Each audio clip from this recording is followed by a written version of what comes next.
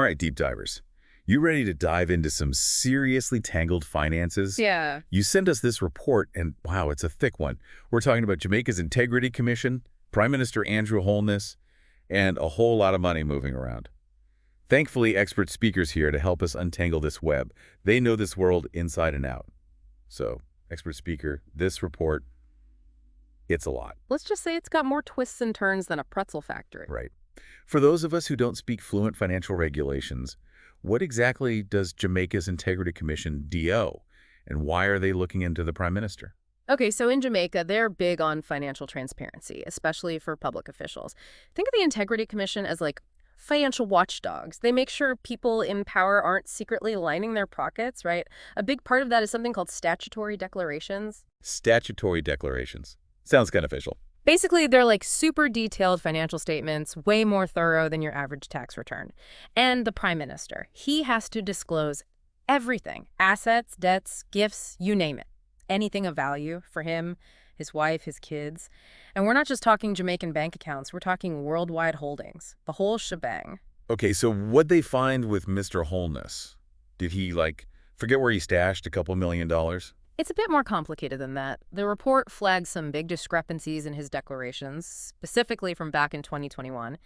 He filed one version, then updated it, then added an addendum, and each time more bank accounts just kind of appeared, like some first global bank accounts he initially forgot about. Forgot. Who forgets they have a bank account, let alone multiple accounts with a lot of activity? Right. Even the commission says it's hard to believe, especially when you look at the amounts involved. We're not talking about spare change here. So how much are we talking about? They dance around the exact figures for now, but they mention big transactions, transfers, enough to raise some eyebrows, for sure. Okay, so we've got missing bank accounts, big transactions. Is that enough to launch a whole investigation? What's the Integrity Commission saying about all this? They're being cautious, but you can tell something seems off to them. They say maybe, just maybe, he genuinely overlooked those accounts, especially since the activity wasn't huge.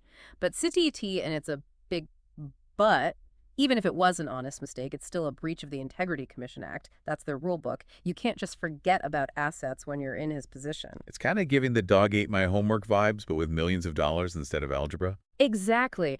And this is just the tip of the iceberg. Remember those shell companies you mentioned earlier? Oh yeah, the ones that sound like they belong in a spy movie. Well, get ready for a plot twist, because this is where we start following the money, and it gets interesting. We've got Imperium Investments Holdings Limited, supposedly Mr. Holness's holding company, which isn't necessarily unusual on its own, but then there's Positive Media Solutions Limited and Estate Bridge Development Limited, and there are millions of dollars flowing between these three, and it's not adding up. Okay, what kind of not adding up are we talking about? So Mr. Holness claims Imperium, his holding company, funds Positive Media, which does media production, events, that sort of thing. Makes sense so far, right?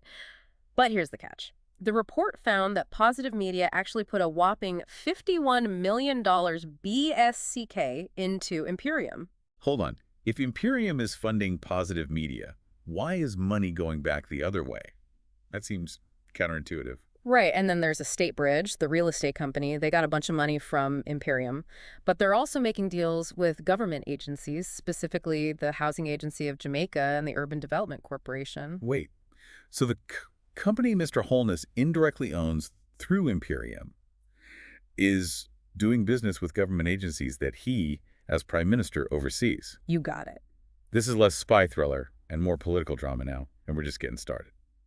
Okay, so we've got potential conflicts of interest, millions of dollars flying between these companies with questionable connections to the Prime Minister. My head's spinning.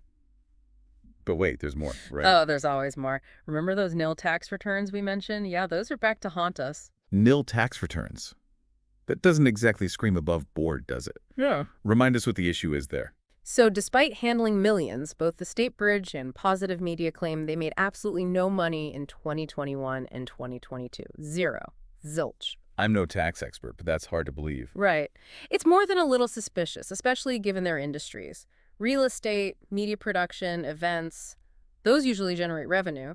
The Integrity Commission calls it a significant concern, and they're not wrong. It sounds like potential tax evasion. Exactly. And get this, Green Emerald Trading Limited, the company that supposedly loaned Positive Media a bunch of money, they also filed nil tax returns. Hold on, back up. Green Emerald, who are they and what loan are we talking about? Another piece of this puzzle. According to the report, Greenrolled gave Positive Media over $20 million in loans between 2021 and 2022. Okay, first of all, how does a company with nil income loan out $20 million?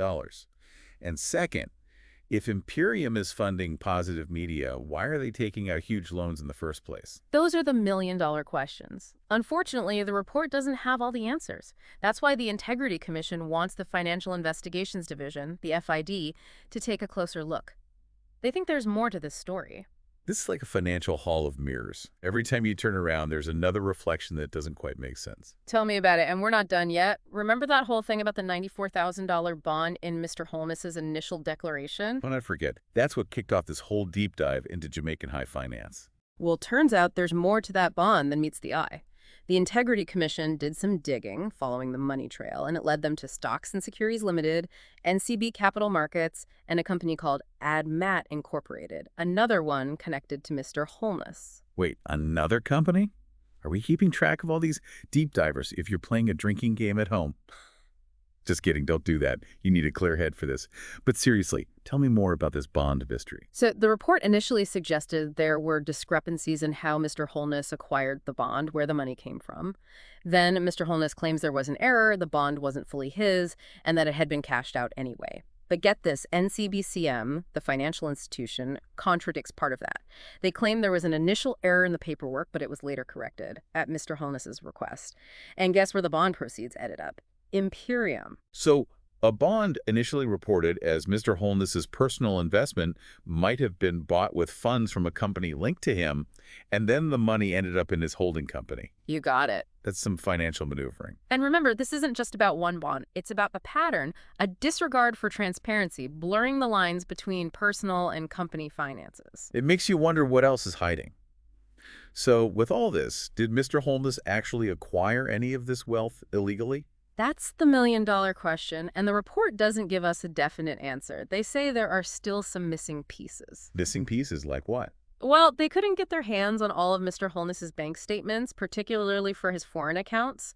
And when they asked for a more detailed breakdown of his income and expenses, he basically said, what you see in the declarations is what you get.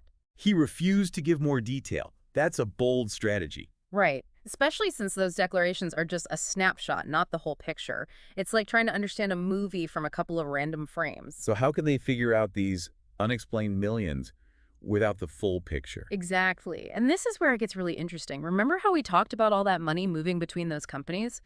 Well, the Integrity Commission brought in independent forensic accountants to untangle it all. And what they found is something else. Don't leave me hanging. What did the forensic guys find?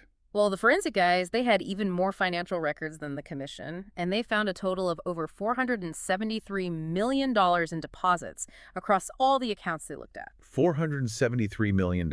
Yeah. That's almost $500 million. It's a lot. And here's the kicker.